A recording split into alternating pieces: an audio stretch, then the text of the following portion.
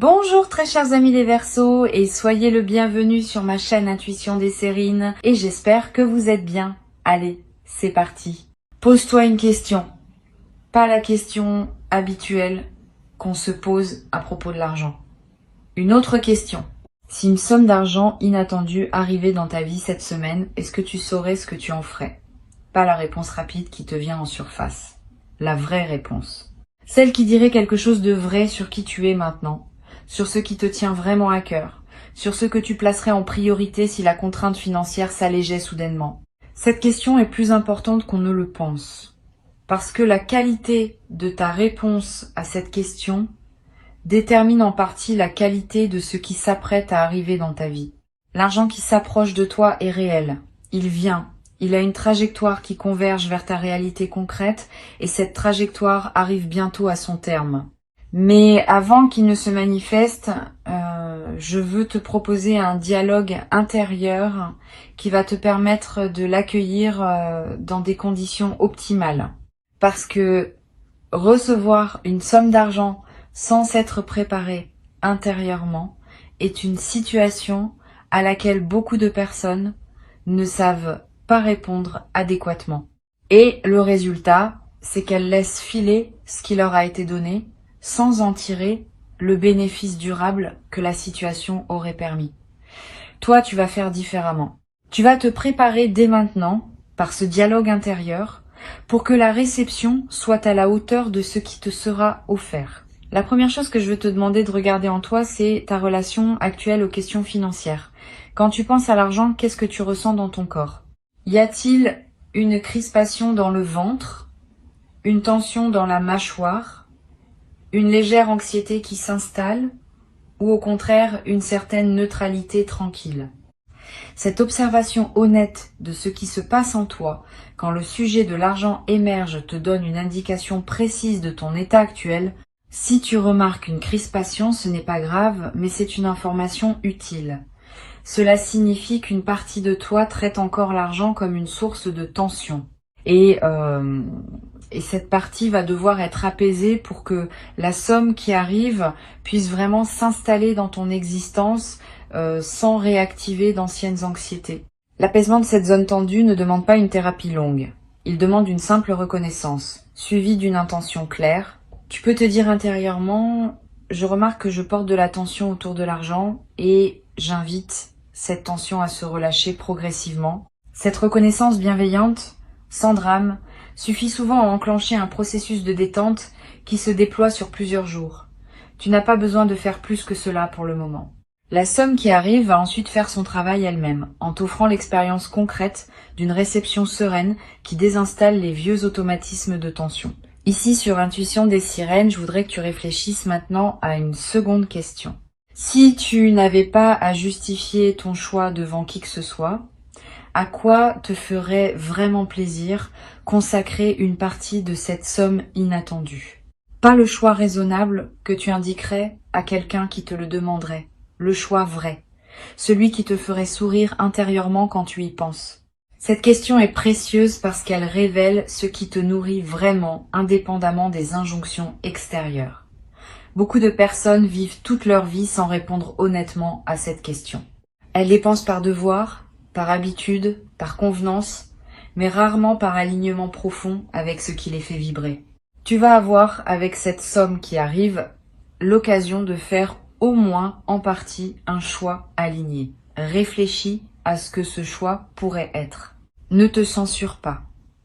Si ce qui te ferait vraiment plaisir te paraît trop frivole, trop coûteux, trop inhabituel, regarde quand même cette envie en face. Tu n'es pas obligé de la suivre intégralement, mais tu mérites au moins de la connaître. Beaucoup de personnes étouffent leur vrai désir si vite qu'elles finissent par ne plus savoir ce qu'elles désirent vraiment. Tu peux faire autrement. Tu peux laisser monter à la surface ce que ton cœur veut vraiment, l'examiner avec respect et puis décider ensuite, en pleine conscience, ce que tu en fais. Ce processus de respect du désir authentique est l'un des plus libérateurs qui soit, et la somme qui arrive est une excellente occasion de le pratiquer. L'attention qui figure dans le titre, je veux maintenant te dire ce qu'elle signifie vraiment. Elle ne te demande pas d'être méfiant de la somme qui arrive. Elle te demande d'être attentif à toi-même au moment de la recevoir. Attentif à tes réflexes anciens qui pourraient surgir. Attentif aux automatismes qui voudraient diriger l'utilisation à ta place. Attentif aux pressions extérieures qui pourraient te détourner de ce qui te ressemble vraiment. Cette attention à soi-même est ce qui transforme une somme d'argent ordinaire en levier de transformation personnelle. Sans cette attention, la somme passe et ne laisse pas de traces durables. Avec cette attention, elle devient un point de bascule. Je veux te poser maintenant une troisième question. Quels sont les rêves que tu portais et que tu as mis de côté à cause de contraintes financières? Pas les grands rêves dramatiques. Les petits rêves discrets que tu as renoncé à formuler à voix haute parce qu'ils te paraissaient trop coûteux. Une formation que tu voulais suivre, un voyage que tu voulais faire, un objet qui te tient à cœur. Une activité que tu voulais essayer, un don que tu voulais faire à quelqu'un. Tous ces petits rêves discrets méritent d'être ressortis du tiroir intérieur où tu les avais rangés. Pas pour culpabiliser de les avoir reportés, pour les revoir avec un œil neuf dans le contexte de la possibilité qui s'ouvre maintenant. Tu vas peu être réalisé en faisant ce travail que certains de ces rêves discrets n'étaient pas si coûteux que tu le pensais. Que d'autres pourraient être réalisés au moins partiellement avec la somme qui arrive, que d'autres encore demanderaient encore un peu de patience mais sont désormais plus accessibles qu'avant. Cette redécouverte de tes propres rêves discrets est l'un des cadeaux indirects de la situation qui s'ouvre. Tu vas peu être trouvé dans cette liste une ou deux choses que tu peux désormais te permettre et qui vont enrichir ta vie d'une manière que tu n'avais plus espéré depuis longtemps. Sur Intuition des sirènes, je tiens à préciser une chose qui peut éviter une erreur commune. Quand une somme d'argent arrive, beaucoup de personnes se précipitent pour réaliser plusieurs rêves en même temps, parce qu'elles ont peur que la somme se dissipe avant d'avoir tout couvert. Cette précipitation produit souvent une dispersion qui dilue le plaisir de chaque rêve réalisé. Mieux vaut choisir un ou deux rêves à honorer pleinement et garder le reste pour plus tard, quand d'autres opportunités se présenteront. La concentration est l'ami de la qualité. La dispersion est l'ennemi de la satisfaction. Cette compréhension simple peut transformer la manière dont tu utiliseras ce qui te sera donné. Tu vas peu être te demander, quand la somme arrivera, s'il faut en parler à quelqu'un de ton entourage. Cette question est importante, et la réponse n'est pas universelle. Elle dépend des personnes spécifiques qui composent ton entourage. Certaines vont se réjouir avec toi sans réserve. D'autres vont projeter leur propre frustration financière et risquer de gâcher subtilement ton plaisir. D'autres encore vont commencer à formuler des demandes qui te mettront mal à l'aise. Choisis donc avec soin à qui tu confies cette information. Tu n'as aucune obligation de transparence totale. Tu peux garder une partie de ce qui te concerne pour toi, surtout dans les premiers temps où tu intègres la nouveauté. Je voudrais te poser une quatrième question. Quelle partie de cette somme te ferait du bien à long terme plutôt qu'à court terme? Pas par devoir d'épargner. Par souci de prolonger l'effet bénéfique de ce qui t'est donné. Une partie qui pourrait être investie dans quelque chose qui produira encore des effets dans plusieurs années. Une partie qui pourrait servir à payer une dette qui pesait sur toi. Une partie qui pourrait être mise de côté pour un projet futur que tu sens venir, mais qui n'est pas encore assez clair pour être réalisé immédiatement. Cette part orientée vers le long terme est précieuse. Elle prolonge l'effet de la somme bien au-delà du plaisir immédiat. Et elle te connecte à une vision plus mature de ta propre vie financière. L'équilibre idéal, à mon sens, entre plaisir immédiat et investissement long terme n'est pas universel. Il dépend de ta situation et de tes priorités. Mais une bonne règle générale consiste à ne pas laisser une somme inattendue se dissoudre intégralement dans des dépenses qui ne laissent pas de traces. Garde au moins une part pour quelque chose de durable. Cela peut être de l'épargne pure. Cela peut être un investissement modeste dans un projet. Cela peut être quelque chose que tu garderas et qui te servira pendant des années. Cette partie durable transforme l'événement financier ponctuel en construction qui s'inscrit dans le temps. Une cinquième question que je veux te poser concerne les personnes que tu pourrais avoir envie d'aider avec cette somme. Y en a-t-il dans ton entourage? Si oui, fais attention à un point précis. L'aide que tu offres devrait venir d'un débordement de joie et non d'une obligation morale ou d'une culpabilité. Si tu sens, en pensant à aider quelqu'un, un élan léger, suis-le. Si tu sens, à la place, un poids, une obligation, une crainte, de paraître égoïste, si tu n'aides pas, sois prudent. Aider depuis une obligation forcée transforme le don en fardeau, à la fois pour toi et pour la personne qui reçoit. Aider depuis le débordement transforme le don en cadeau réciproque qui réjouit les deux parties. Tu n'es pas obligé d'aider tout le monde dès qu'une somme te tombe entre les mains. Cette compréhension est importante. Ta première responsabilité quand tu reçois est de te recevoir toi-même pleinement. Si tu te précipites pour distribuer avant d'avoir bien intégré ce qui t'est donné, tu rates l'occasion d'expérimenter pleinement la réception. Et cette expérience pleine de la réception est précisément ce qui ouvre la porte à de futures réceptions. Permets-toi donc de garder, au moins dans un premier temps, l'essentiel pour toi. Tu pourras toujours redistribuer plus tard depuis un état d'abondance véritable, plutôt que depuis l'urgence ou la culpabilité. Je voudrais maintenant te demander d'examiner une dernière question, peut être la plus importante. Si cette somme inattendue était la première d'une série de manifestations financières favorables, quelle posture intérieure veux-tu cultiver pour rester aligné dans la durée? Parce que oui, ce qui s'apprête à arriver pourrait bien n'être que le premier signal d'un changement plus large dans ta relation à l'abondance. Et dans ce cas, la manière dont tu accueilles cette première manifestation va calibrer ton système intérieur pour ce qui suit. Si tu accueilles avec sérénité et discernement, tu prépares la suite à arriver dans les mêmes conditions. Si tu accueilles dans la précipitation ou la peur, tu risques de fermer le canal qui voulait s'ouvrir plus largement. La posture juste pour accueillir ce qui arrive et préparer la suite consiste en quelques éléments simples. La gratitude sincère, sans en faire trop. Le discernement dans l'utilisation, en honorant à la fois le plaisir et la durée. La discrétion choisie, pour protéger la qualité de ce que tu vis. La présence à toi-même, pour que les choix faits soient vraiment les tiens. Cette posture peut sembler évidente quand on l'énonce, mais elle est rare quand vient le moment de la pratiquer.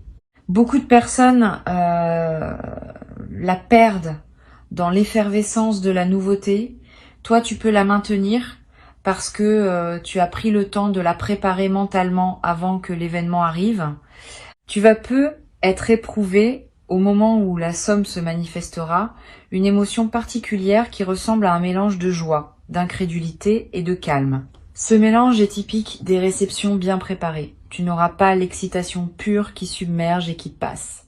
Tu auras une émotion plus dense, plus consciente, qui te permettra de vraiment goûter le moment. Ce goût conscient de la réception est ce qui distingue les expériences qui marquent durablement de celles qui passent sans laisser de traces. Tu vas ressentir cette densité émotionnelle et tu vas en garder un souvenir précieux qui te servira de référence pour toutes les futures réceptions, financières ou autres.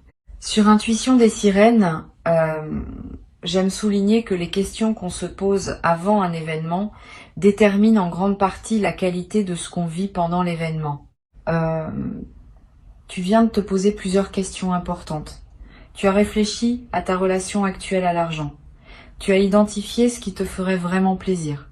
Tu as ressorti des rêves discrets qui méritaient d'être revus. Tu as pensé à la part qui pourrait servir au long terme. Tu as examiné la question de l'aide à apporter aux autres. Tu as réfléchi à la posture intérieure que tu veux maintenir. Ce travail préparatoire ne sera pas perdu. Il va se déployer dans ton expérience effective de la réception, donnant à ce moment une profondeur que la plupart des personnes ne connaissent jamais. Je voudrais te parler maintenant d'une dimension à laquelle on pense rarement. La somme qui arrive va affecter ton sommeil dans les nuits qui suivront, pas seulement parce que tu seras content, plus profondément. Quand un soulagement financier réel se produit, le système nerveux qui portait peut être une vigilance chronique liée aux questions matérielles, peut enfin se relâcher. Tu vas peut-être dormir d'un sommeil plus profond que d'habitude. Tu vas peut-être faire des rêves apaisants. Tu vas peut-être te réveiller plus reposé sans pouvoir précisément l'expliquer. Cette amélioration corporelle est l'un des effets indirects mais réels de la réception. Elle confirme à ton corps que tu peux baisser une garde que tu portais depuis longtemps. Cette baisse de garde corporelle peut se prolonger. Tu vas être remarqué dans les semaines qui suivent que ta fatigue chronique diminue, que ton appétit se régule différemment, que des tensions habituelles se relâchent. Ces transformations physiques sont l'expression du fait que ton corps répond positivement aux changements de fréquence intérieure que la réception aura déclenchés. Profite de ces transformations, ne te précipite pas pour reprendre des rythmes intenses qui réinstalleraient la tension ancienne. Donne-toi le droit de fonctionner à un nouveau régime, plus posé, plus habité. Cette nouvelle qualité de présence à toi-même est l'un des cadeaux durables qui dépasse largement le simple aspect financier de ce qui arrive. Je veux ajouter quelque chose qui peut-être te servir. La somme qui arrive a une histoire avant d'arriver chez toi. Elle a circulé, elle a transité, elle est passée par d'autres mains. Et au moment où elle arrive entre les tiennes, elle apporte avec elle une certaine énergie qui dépend de son trajet. La meilleure manière d'accueillir cette énergie est de mettre ton intention propre dans la somme, dès qu'elle arrive. Tu peux, par un simple geste mental, te dire que cet argent est désormais aligné avec qui tu es maintenant, qu'il sert tes priorités véritables, qu'il s'inscrit dans la trajectoire que tu choisis pour ta vie. Ce geste mental, qui peut sembler dérisoire, a un effet réel. Il personnalise l'argent qui te parvient et le met au service de ton parcours spécifique. Une autre dimension précieuse concerne la manière dont tu pourras parler de cette expérience plus tard, quand elle sera devenue un souvenir. Tu raconteras peut-être cette histoire à des proches, à des enfants, à des amis qui traverseront des phases plus difficiles. Et la manière dont tu raconteras va déterminer en partie l'effet inspirant ou non de ton récit. Si tu le racontes comme une chance pure qui pourrait ne plus jamais se reproduire, tu enfermes ce qui pourrait inspirer dans une narration close. Si tu le racontes comme la confirmation que les choses peuvent encore changer même quand on n'y croit plus, tu offres à tes interlocuteurs un témoignage qui peut nourrir leur propre espérance. Choisis cette deuxième manière de raconter. Elle sert non seulement les autres, mais aussi toi-même, parce que la narration que tu choisis influence en retour la fréquence à laquelle tu attireras d'autres expériences similaires. Tu vas peut-être également développer à travers cette expérience un nouveau rapport à ce qu'on appelle la chance. Beaucoup de personnes croient à une chance aveugle qui distribue ses faveurs au hasard, et elles attendent passivement que cette chance les choisisse. Cette croyance est partiellement fausse. Ce qu'on appelle la chance est en grande partie le produit d'un alignement intérieur qui s'est construit sur une longue durée. Tu n'as pas eu de chance par hasard. Tu as cultivé les conditions qui rendent possible la manifestation de ce qui arrive maintenant. Cette compréhension change ta posture pour la suite. Tu cesses d'attendre passivement la chance. Tu commences à cultiver consciemment les conditions qui rendent les bonnes choses plus probables. Et cette cultivation active va produire ses fruits encore longtemps après l'événement initial. Je voudrais te transmettre une dernière chose avant de te laisser. La somme inattendue qui arrive est le messager d'un message plus large. Le message dit que tu es entré dans une nouvelle phase de ton rapport à l'abondance. Une phase où ce que tu portes intérieurement commence à se traduire en ressources extérieures. Cette traduction n'est pas magique. Elle suit des lois subtiles qui régissent la circulation de l'énergie entre l'intérieur et l'extérieur. Tu as nourri ton intérieur. Tu as travaillé ce que tu portais. Tu as développé une qualité de présence qui correspond désormais à un certain niveau de réception extérieure. La somme qui arrive est l'une des premières confirmations de ce nouvel équilibre. D'autres confirmations suivront, sous des formes diverses, financières et non financières. Reste donc ouvert à la suite. Ne t'attache pas à ce que la prochaine confirmation prenne exactement la même forme que celle qui arrive maintenant. Elle pourrait prendre la forme d'une opportunité professionnelle, d'une rencontre fructueuse, d'une idée qui se concrétise, d'une porte qui s'ouvre dans un domaine que tu n'avais pas anticipé. Tout cela appartient à la même séquence d'ouverture qui a commencé en toi et qui se déploie maintenant dans le monde extérieur. Ta tâche, c'est de rester aligné avec ce qui se passe. De ne pas saboter par anxiété ce qui veut s'installer durablement. De ne pas non plus te reposer sur ce qui se manifeste comme s'il n'y avait plus rien à faire. La cultivation continue de l'alignement intérieur reste essentielle. Sans elle, le canal se referme. Avec elle, le canal s'élargit progressivement. Reçois donc ce qui arrive avec la qualité de présence que tu as construite à travers les questions que tu viens de te poser. Tu es préparé. Avant de te quitter pleinement, je veux te transmettre encore plusieurs perspectives qui vont enrichir ta préparation à ce moment de réception. La première concerne la qualité du premier moment où tu prendras conscience que la somme est effectivement là, dans ta réalité. Ce premier moment est précieux, il ne se reproduit pas. Tu peux choisir de le traverser dans la précipitation ou de le ralentir pour vraiment le savourer. Je te recommande la deuxième option. Quand tu auras la confirmation que la somme est là, prends quelques minutes simplement pour respirer avec cette information. Ne fais rien tout de suite. Pas de calcul, pas de plan. Juste une présence à ce qui vient de se produire. Ce simple ralentissement transforme un événement en expérience consciente et il imprime dans ta mémoire un souvenir qui te servira longtemps. Une deuxième perspective importante, tu vas peut-être avoir dans les jours qui précèdent la manifestation des intuitions qui te traversent sans que tu puisses les justifier rationnellement. Tu vas peut-être sentir que quelque chose se prépare. Tu vas peut-être avoir des rêves qui contiennent des images d'eau, de pluie, de fleuves, qui dans le langage symbolique évoquent souvent l'arrivée de ressources. Tu vas être remarqué des chiffres qui reviennent dans ton environnement. Ne disqualifie pas ces signes, ils ne sont pas des hasards. Ils sont la manière dont ton intuition capte l'approche de la manifestation et te le signale par les canaux qui lui sont disponibles. Note ces signes si tu en remarques. Ils confirmeront, après coup, que ton système intuitif fonctionne bien. Tu vas peut-être également ressentir, à un moment précédant la manifestation, une sensation de calme inhabituelle. Comme si une tension chronique que tu portais depuis longtemps autour des questions financières s'était relâchée sans cause apparente.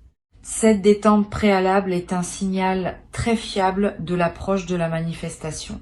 Ton système intérieur sait avant ton mental conscient que quelque chose va se débloquer et il commence à se détendre par anticipation. Quand tu remarques cette détente, ne la disperse pas dans des activités intenses. Reste avec elle, habite-la. Cette qualité d'attente détendue est précisément ce qui prépare la réception de qualité. Je voudrais te parler de la qualité de la lumière qui semble changer parfois dans les moments importants de notre vie. Tu vas être remarqué le jour où la somme arrivera ou dans les jours qui suivent que la lumière du soleil te paraît avoir une qualité particulière, plus dorée, plus présente, plus chargée d'une signification que tu pressens sans pouvoir l'expliquer. Cette modification subjective de la lumière est l'une des manifestations les plus subtiles des phases où la grâce se déploie dans une vie. Elle reflète le fait que ta perception elle-même est en train de s'élargir. Et cette perception élargie te permet de capter dans le réel des dimensions qui te restaient inaccessibles auparavant. Profite de ce changement de lumière intérieure. Il accompagne ce que tu vis et lui donne une saveur particulière. Une troisième perspective concerne la manière dont la somme va modifier subtilement ton rapport à ton emploi du temps. Avant la manifestation, peut être que tu courais après le temps. Tu calculais, tu optimisais, tu remplissais chaque créneau. Après la manifestation, tu vas peut-être commencer à respirer différemment dans tes journées. Pas parce que tu auras moins à faire, mais parce que la pression de fond va diminuer. Tu vas pouvoir t'autoriser des pauses, des lenteurs, des moments où tu ne fais rien et où tu te permets de ne rien faire. Cette dilatation du temps personnel est l'un des effets les plus précieux d'un soulagement financier. Elle te donne accès à une dimension de la vie que la pression chronique te cachait. Tu vas être également constaté que tes priorités se réorganisent légèrement. Des activités qui te paraissaient importantes vont sembler moins essentielles. D'autres que tu négligeais vont prendre une nouvelle place. Cette réorganisation des priorités n'est pas une erreur. C'est l'expression d'une lucidité qui se manifeste plus librement quand la pression diminue. Permets cette réorganisation. Suis-la. Elle te conduit vers une vie plus alignée avec ce qui te tient vraiment à cœur. Ne la combats pas en pensant que tu dois maintenir tes anciennes priorités par souci de cohérence. La vraie cohérence, c'est celle qui se met à jour au fur et à mesure que tu deviens plus toi-même. Sur cette chaîne, j'aime souligner que les sommes inattendues ont parfois un effet de catalyseur dans la vie de ceux qui les reçoivent. Elles ne sont pas seulement de l'argent. Elles sont l'occasion de revisiter sa vie, de poser des choix qu'on remettait à plus tard, de prendre des décisions qui demandaient un certain coussin financier pour pouvoir être prises sereinement. Tu vas peut-être prendre, dans les semaines qui suivent la manifestation, une décision importante que tu reportais. Une décision concernant ton lieu de vie. Une décision concernant ton activité professionnelle. Une décision concernant une relation qui demandait à évoluer. Cette décision n'aura pas été directement causée par la somme. Mais la somme aura été le catalyseur qui rendait possible la prise de la décision. Cet effet catalyseur est l'un des aspects les plus précieux des manifestations financières inattendues. Tu vas peut-être avoir l'envie à un moment de marquer symboliquement la réception de cette somme par un geste rituel. Un objet acheté qui te rappellera ce moment. Un repas particulier partagé avec une personne chère. Une journée entière consacrée à une activité qui te fait du bien. Ces gestes symboliques ne sont pas dérisoires. Ils inscrivent l'événement dans le tissu de ta mémoire vivante et ils créent un point de référence auquel tu pourras revenir mentalement plus tard. Quand tu auras besoin dans des moments futurs de te rappeler que les bonnes choses peuvent arriver, tu pourras revenir à ce moment marqué symboliquement. Cette pratique de marquer les moments importants par des rituels personnels est l'une des manières les plus simples de cultiver une mémoire émotionnelle riche. Tu vas également être commencé à voir l'argent autrement, plus largement, pas seulement comme une ressource pour acheter des choses, comme une énergie qui circule à travers toi, qui te traverse, qui peut être orientée vers ce qui te ressemble. Cette nouvelle vision de l'argent n'est pas philosophique abstraite, elle a des effets pratiques. Tu vas peut-être commencer à dépenser différemment, avec plus de conscience, avec plus d'alignement entre ce que tu achètes et ce que tu es. Tu vas peut-être te rendre compte que beaucoup de tes anciennes dépenses étaient automatiques, sans réelle satisfaction. Cette prise de conscience peut t'amener à simplifier certains aspects de ta consommation, à concentrer tes ressources sur ce qui te nourrit vraiment. Je voudrais te parler du rôle particulier que joue la générosité dans la durée des bénéfices financiers. Quand on partage une partie de ce qu'on reçoit, sans que ce partage soit forcé ou culpabilisant, on entretient un mouvement de circulation qui maintient le canal ouvert. C'est pas un calcul, c'est une dynamique réelle. Les personnes qui retiennent tout par peur de manquer ferment souvent par cette retenue le canal qui voulait continuer à donner. Les personnes qui partagent un peu, depuis l'abondance et non depuis la culpabilité, gardent le canal ouvert.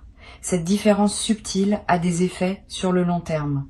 Tu peux t'inspirer de cette compréhension pour décider dans la sérénité d'une part de ce que tu reçois qui pourrait circuler vers d'autres personnes ou vers une cause qui te tient à cœur.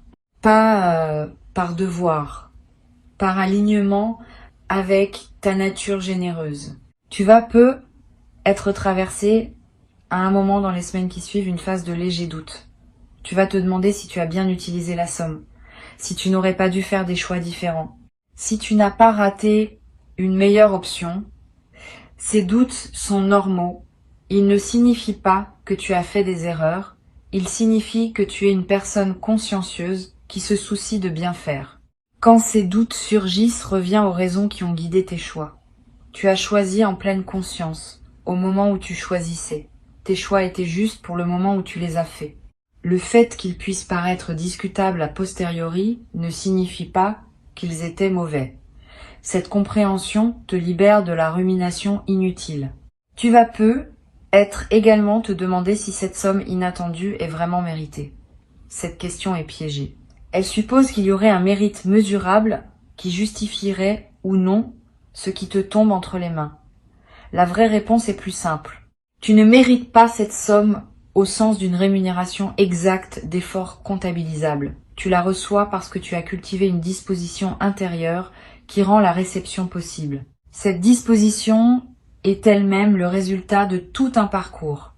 Donc oui, tu as fait quelque chose pour mériter cela, mais ce quelque chose n'est pas mesurable de manière comptable. Cesse donc de te demander si tu mérites. Reçois simplement en sachant que la réception elle-même est une compétence qui se cultive et que tu l'as cultivée. Tu vas peut-être également ressentir l'envie à un moment de relire cette transmission. Reviens-y quand tu en auras besoin. Les questions que je t'ai posées peuvent te servir non seulement pour cette manifestation-ci, mais pour toutes les manifestations financières futures qui se présenteront dans ta vie. Elles forment un cadre de réflexion utile que tu peux mobiliser à chaque nouvelle réception. Cette appropriation des questions est l'un des bénéfices indirects de notre échange. Tu repars avec un outil de discernement qui dépasse l'événement spécifique qui s'apprête à se manifester. Tu sais ce qui te ferait vraiment plaisir, tu sais ce qui mérite de durer, tu sais à qui partager, tu sais quelle posture maintenir. Cette préparation va se transformer, au moment où la somme se manifestera, en une réception consciente qui honore à la fois le don, le donneur invisible, et toi-même comme destinataire légitime. Cette triple honneur est ce qui distingue les expériences financières profondes des simples transactions superficielles. Tu vas vivre une expérience profonde et tu vas en garder, longtemps après que l'argent lui-même aura été dépensé ou investi, un souvenir qui te nourrira chaque fois que tu en auras besoin pour te rappeler que les bonnes choses peuvent encore arriver dans ta vie à tout moment, dès que tu es prêt à les recevoir véritablement.